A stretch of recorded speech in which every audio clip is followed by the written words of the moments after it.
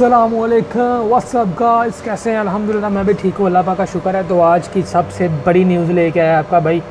जैसे कि बहुत सारे दिनों में आपको बैड ही न्यूज़ सुना रहा था कि यार दुबई ना आओ, काम नहीं है, ये नहीं वो ना, ब्ला ब्ला ब्ला ब्ला। लेकिन अब सबसे बड़ी न्यूज़ लेके आया हूँ कि भाई दुबई ने अपने जो वीज़े की मुद्दत है वो 5 साल से 10 साल तक कर दी है। हाँ जी, बिल्कुल ठीक सुन रहे हो आप कि कल ही जो न्यूज़ में मैंने सुना है, न्यूज़ में देखा है सॉरी, तो पूरा रीड करने के बाद, पूरी तफसील लेने के बाद मैंने कहा ये सबसे जो पहला हक़ बनता है वो मेरे फ्रेंड्स का बनता है, मेरे दोस्तों का बनता है कि ये चीज़ जानने के लिए, जिन्हें मैं हमेशा बुरी ही खबर सुनाता हूँ कि भाई जॉब नहीं है, ये नहीं है, वो नहीं है, ये नहीं है।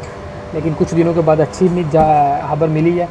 तो दोस्तों, अगर कोई भी बंदा आता है 2021 से आप वीज़ा अप्लाई कर सकते हो। ये जैसे कि पता कि आपको विज़िट वीज़े की जो ड्यूरेशन थी वो सिर्फ 3 मंथ्स 90 डेज़ 15 दिन, और उसके बाद 1 मंथ था, और उसके बाद 1 दिन या 2 दिन 24 घंटे इस तरह का था कि जो ट्रांजिट वीज़ा था उसके लिए। लेकिन अभी जो दुबई ने एक बड़ा इनिशिएटिव लिया, उसके तहत आप जो वीज़ा अप्लाई कर सकते हो, टूरिज़म वीज़े की बात कर रहा हूँ और रेजिडेंसी दोनों वीज़े की बात कर रहा हूँ। 5 साल का 10 साल तक वीज़ा, गोल्डन वीज़ा जिसे यूएई ने जिसका गोल्डन वीज़े की कैटेगरी में डाला है कि आप वो वीज़ा अप्लाई कर सकते हो। और वो वीज़ा भी होगा, मल्टीपल वीज़ा होगा।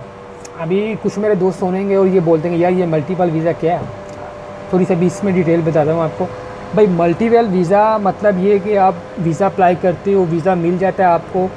वीज़ा मिलने के बाद आप कंट्री में आते हो तो आप कुछ टाइम गुजारते हो इधर, 1 महीना 2 महीना है। उसके बाद आपका दिल करता है कि भाई मैं वापस जाऊँ, कुछ टाइम अपने मुल्क में गुजारूँ, बांग्लादेश, इंडिया, जिधर से भी आप आते हो तो आप जा सकते हो। उसी ही वीज़े पे आप जाओगे तो अगर आप 5 महीने 4 महीने बाद आओगे तो आपको सिर्फ़ और सिर्फ टिकट लेनी पड़ेगी। हाँ जी, कभी भी जब तक 5 साल से 10 साल, अगर 10 साल का आपको वीज़ा मिला है तो 10 साल से पहले ये वीज़ा एक्सपायर नहीं होगा। जस्ट आप टिकट लो, आओ, टिकट लो, जाओ। सिर्फ ये मल्टीपल का ये फ़ायदा है कि आपको बस एक वीज़ा लेना पड़ता है, उसके बाद आपको टिकट पर ही आना और जाना पड़ता है।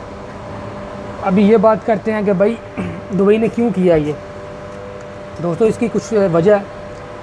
जैसे कि आपको पता है कोरोना की वजह से बिज़नेस का सारा ठप्पा हो चुका है। किसी चक्कर में कोई बिज़नेस नहीं है, ना कोई लेबर, ना कख, ना तकरीबन दुबई की जो मैशत है वो आस्ता आस्ता डाउन हो रही है। लेकिन इसी ही चीज़ को, मैशत को बूस्ट करने के लिए ये सबसे बड़ा इनिशिएटिव लिया गया कि क्यों ना यार, अभी यूएसए को देखें, शायद यूएसए को ही देखकर ये जो इनिशिएटिव लिया गया है। अब यूएसए का कोई बंदा, अगर जो दोस्त है जिसके पास यूएसए का वीज़ा है, जो अप्लाई करता है, उसको पता हो कि यूएसए का जो विज़िट वीज़ा मिलता है वो 5 साल का मल्टीपल वीज़ा मिलता है। मेरा एक दोस्त है, दोस्तों नहीं है, मेरा एक फॉलोअर है, यूट्यूबर, फ्लाइंग द वर्ल्ड, ये उनका चैनल का नाम है, आप जाकर विज़िट कर सकते हो। वो हर कंट्री में व्लॉगिंग करते हैं। तो उन्होंने अप्लाई किया था, तो उन्हें यूएसए का मल्टीपल वीज़ा 5 साल का मिलता है। यूएसए, ब्राज़ील और 2-3 कंट्री हैं, इन पर मैं डिटेल्स पर वीडियो बनाऊँगा।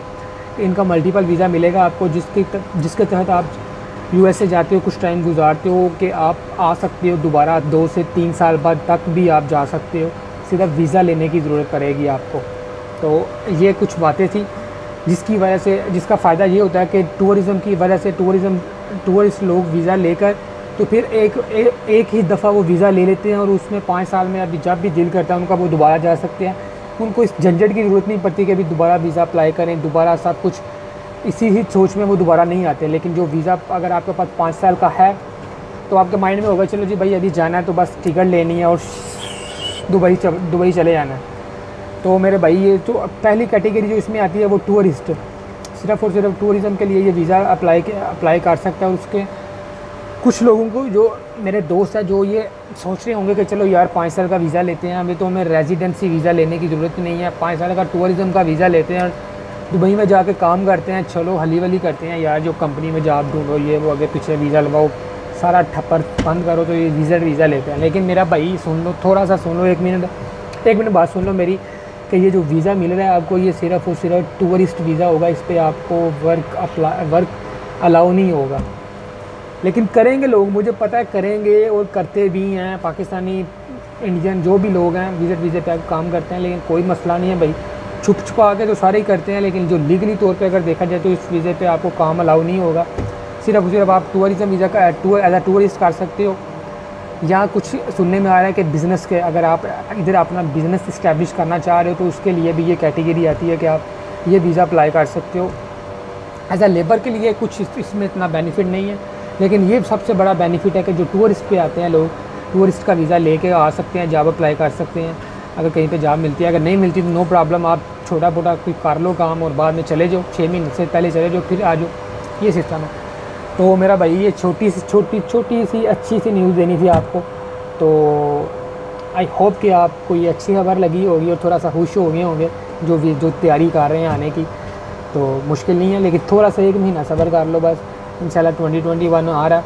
मुझे पूरी अल्लाह पे उम्मीद है कि मेरे तमाम दोस्त और मेरे जो सब्सक्राइबर जितने भी हैं पाकिस्तान में, जो मुझे लाइक करते हैं, जो डिसलाइक करते हैं, लेकिन जो भी है जिन्होंने ये प्लानिंग की हुई है दुबई में जाकर जॉब करने के लिए, तो मेरी ख्वाहिश है दिली इंशाल्लाह 2021 में जॉब्स और वैकेंसीज ओपन होंगी और तमाम दोस्तों को जॉब मिलेगी। 100 में से 90% मैं कह रहा हूँ कि सबको जॉब मिलेगी, लेकिन थोड़ा सा 1 महीना 2 महीना सब्र कर जाओ तो फिर आओ।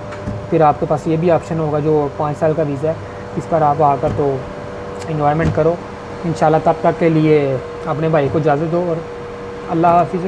एंड वाला जो सबसे अहम बात है कि अपना बहुत बहुत बहुत सारा ख्याल रखिएगा और दुआओं में याद रखिएगा। Geceler kapkara zülmet her anım, ölüme beraber bir olaq, olmadı kısmet yoruldu.